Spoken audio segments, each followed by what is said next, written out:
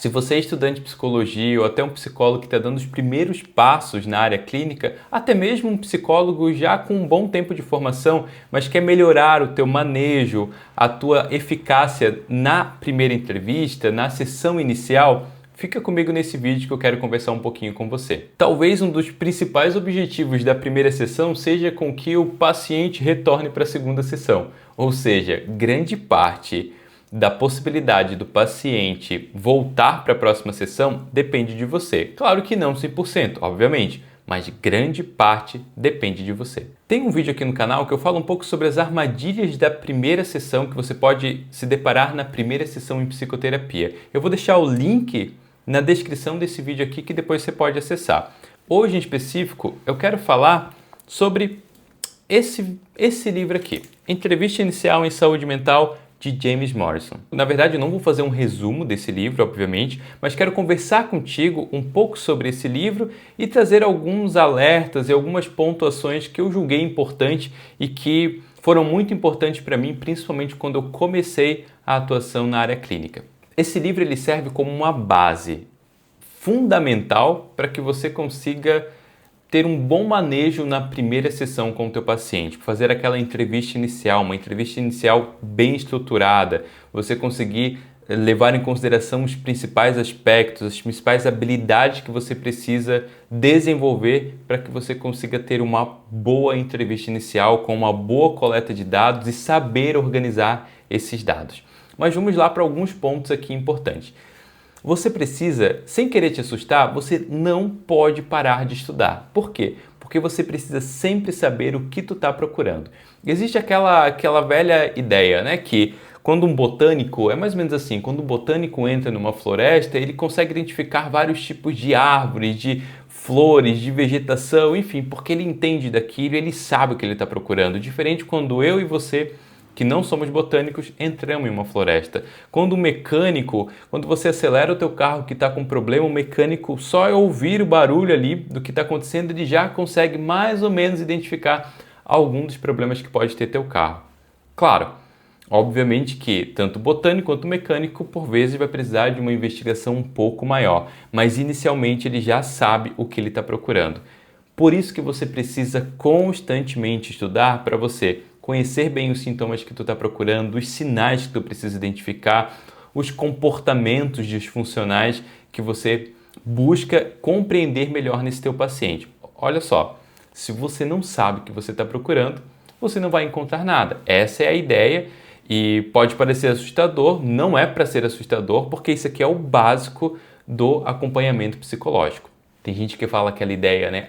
Mas você tem que tratar a pessoa, não o problema, não o diagnóstico. Ok, mas o diagnóstico faz parte da pessoa. E se você não estar atento ou atenta ao diagnóstico, aos sintomas, aos comportamentos, você vai tratar o quê? Então, por vezes, você tem que traduzir aquilo que o paciente traz para você. E falei isso também em um vídeo anterior. Então, é importante que você saiba o que você está procurando. Um ponto importante que você precisa levar em consideração ao ler esse livro e ao buscar aplicar as técnicas e as habilidades que você precisa desenvolver na tua prática clínica, o que você precisa entender é a diferença cultural do escritor desse livro, do autor desse livro, para a tua realidade. Nós somos brasileiros e esse livro não é escrito por um cara brasileiro. Então, algumas coisas que ele traz ali, como vínculo, como formas de perguntar, nem sempre vai funcionar 100% com os teus pacientes.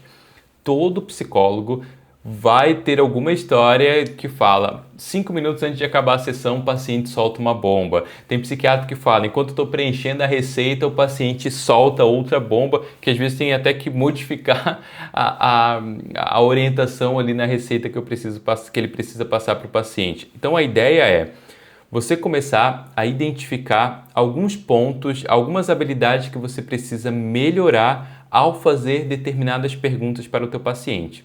Tem um ponto no livro que é bem interessante, que ele orienta a gente sempre chamar o paciente pelo segundo nome, pelo sobrenome. Imagina, eu entrar numa sessão de psicoterapia e o meu psicólogo me chamar de Senhor Silva. Eu vou estranhar pra caramba, né? Então, não faz sentido. Aqui no Brasil é uma coisa que você não vai aplicar. Um outro ponto aqui é, como eu falei para você, o fato de ser muito direto. Às vezes, nós brasileiros precisamos ir um pouco pelas beiradas. Então, às vezes você vai perguntar sobre o trabalho do paciente, o time de futebol, ou um pouco sobre a família dele, e é ali que você vai conseguir identificar alguns pontos muito importantes. Então, às vezes você vai fazer uma pergunta bem direta. Como que ele se sente com tal coisa? Como que ele reage a tal coisa? E ele não vai te responder da forma que você gostaria. Mas quando você pergunta um pouco sobre a família, um pouco sobre o lazer, um pouco sobre o trabalho dele, enquanto ele fala sobre aquilo, aquela fala livre, você consegue absorver algumas informações que serão importantíssimas para a tua coleta de dados. Então, vamos lá. Nem sempre levar a ferro e fogo o que está escrito nesse livro vai fazer com que você tenha uma boa coleta de dados. Novamente, não é uma crítica ao livro. Na verdade, como eu falei para você, tem um contexto cultural desse autor. Você precisa fazer algumas adaptações para a nossa realidade. Nem sempre você vai conseguir terminar toda essa parte da entrevista inicial na primeira sessão. E talvez isso também seja por um contexto cultural. Se você pega o teu paciente na primeira sessão e você sobrecarrega ele de perguntas e vai ficar aquele toma lá da cá, perguntas e respostas, talvez ele nem retorne para a segunda. Isso vai ter que ser algo, aí isso o livro fala, né? Algo tem que ser muito bem combinado, muito bem especificado e talvez aqui no nosso contexto essa entrevista inicial ela aconteça no decorrer não só da primeira sessão, mas de algumas sessões. Porque você vai precisar dar uma boa devolutiva para o paciente, abrir um espaço para ele questionar algumas coisas. Então, não necessariamente você precisa levar a ferro e fogo aqui o fato, e claro que o autor não traz isso, né, mas ele deixa de uma forma implícita, talvez, que isso deveria acontecer na primeira. Então, a ideia é, não necessariamente você vai conseguir coletar tudo na primeira.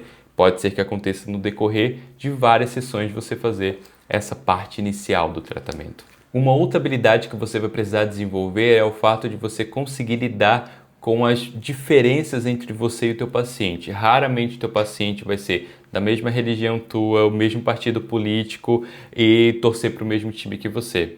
Então, isso você vai precisar estar sempre se afinando, como uma orquestra, sabe? Tá conduzindo aquilo de uma forma sempre buscando alinhar, compreender, identificar o contexto desse paciente para você conseguir entender ele como um todo. Se você foge dessa neutralidade, existe um risco gigantesco de você não conseguir identificar direito os sinais, sintomas e os comportamentos disfuncionais desse paciente. Até porque, culturalmente, para aquele paciente aquilo pode ser normal. Isso pode acontecer principalmente no campo da religião. Algumas coisas que você pode talvez entender como um delírio ou uma alucinação, isso pode fazer parte do contexto religioso desse paciente. Então, você conseguir compreender bem o que esse paciente está dizendo, alinhado com o contexto dele, é importantíssimo. Então, por isso que você tem que estar todo momento se afinando, todo momento reajustando, desenvolvendo essa habilidade de se adequar àquele paciente. Nós vamos precisar sempre se adequar ao paciente, não o paciente se adequar a gente. Então, a gente quer... Muitas vezes o profissional ali que começou a atuar, ele quer que o paciente seja o mesmo partido político dele, que torça para o mesmo time e seja da mesma religião. Então, isso não vai acontecer necessariamente falando. E aqui vai uma dica que eu te dou. Se caso você tiver muita dificuldade com isso, encaminhe, mas sugiro que você busque desenvolver melhor essa tua habilidade, porque você precisa entender o contexto do paciente. Você não vai atender sempre aquele paciente perfeitinho, do jeitinho que você quer. Como eu falei, mesma religião, mesmo time, mesma ideologia política, não, isso não necessariamente vai existir. Então, cuidado com a forma como você se porta, cuidado com a forma como você age mediante uma diferença entre você e esse teu paciente. Se você perceber que o teu paciente não está respondendo direito às perguntas que você faz, se você perceber que o paciente está fugindo demais das perguntas que você faz, aí você foi no livro, você viu que está seguindo exatamente tudo que está aqui no livro. Novamente, volta àquele ponto inicial que eu falei, contexto. Não esqueça que o autor é de uma cultura, de um país diferente do seu. Talvez você precisa reavaliar alguns pontos, entender melhor a questão cultural do teu paciente, até porque aqui no Brasil, né, nós temos diversas culturas. Tem quem mora no interior, quem mora na cidade, quem mora em tal estado, tem quem mora em outro estado. Culturalmente é tudo muito diferente. E isso você precisa também estar muito atento, conhecer um pouco da cultura do paciente. Claro que você não precisa saber a história da cidade, do estado que teu paciente vem, não, mas entender um pouco a cultura, isso é importante. E a melhor pessoa para te responder isso é aquela que está ali na tua frente, o paciente. Então questione ele, pergunte como é que funciona aquilo na cultura dele e isso vai te ajudar a melhorar a forma como tu pergunta as coisas para o teu paciente. Então, a arte de perguntar de uma forma adequada é algo que você também vai desenvolvendo no decorrer de cada paciente que você começa a atender. Falei no vídeo anterior e vou falar aqui novamente. Acolha sempre o teu paciente. Claro que eu sei que sempre é uma palavra muito forte, mas então vamos lá. Acolha sempre que você puder, valide sempre que você puder a demanda do teu paciente. Se você invalidar aquilo que o paciente está trazendo, mesmo que seja um comportamento absurdo, pode ser que ele se feche e não fale novamente para você ou não fale sobre aquele problema em algum outro momento para você. Então, é importante você arrumar meios de validar isso sem com que pareça que você esteja concordando com o problema. Parece estranho, é um exercício difícil, mas é um exercício muito viável de você desenvolver habilidade para isso e muito importante para a tua prática clínica. Então, sempre acolha. É uma agressão. Acolha, valide aquela dificuldade do paciente. Obviamente, falando aqui, não dizendo que isso está certo ou errado, mas valide, explique um pouco, faça uma psicoeducação sobre impulsividade, sobre agressividade, indiferente o que for. Mas mostre para ele que você está entendendo o que ele está falando e que ali é um ambiente seguro dele falar tais coisas, tais situações, mesmo que aos olhos de outras pessoas isso pareça um absurdo. Quando eu falei ali para você, né, do contexto de a entrevista inicial poder ser realizada no decorrer de várias sessões, aqui eu estou falando, só para frisar esse ponto, de um contexto ambulatorial. Então, se você atende uma clínica, isso caracteriza um contexto ambulatorial. É um tratamento que ele vai durar mais tempo, né? Então, ele não vai ser como um atendimento hospitalar ali, que são 30 minutos, talvez amanhã você nem veja esse paciente. Não, aqui, na maioria das vezes, é um atendimento que vai acontecer por mais vezes. Então, você talvez não precise ter tanta pressa e você pode fazer com mais cautela. Claro, por favor, não vai estender essa entrevista inicial por meses de acompanhamento. Não, tente fazer de uma forma breve, mas sem pressa e sem que deixe com que o paciente abandone o tratamento por causa da tua postura. Então você pode ter um tempinho a mais para identificar, para refinar bem o diagnóstico, para validar bem o diagnóstico do teu paciente. Lembrando, né, a entrevista inicial ela é fundamental para que você identifique o diagnóstico do paciente, seja um diagnóstico A, B ou C, ou até mesmo um não diagnóstico, mas é importante que você identifique os principais sintomas dele para que, obviamente, claro, você crie a formulação de casos para trabalhar esse teu paciente. Enfim, a ideia desse vídeo breve é mais para falar para você alguns aspectos importantes e que compre esse livro. Vou deixar o link desse livro aqui na descrição do vídeo.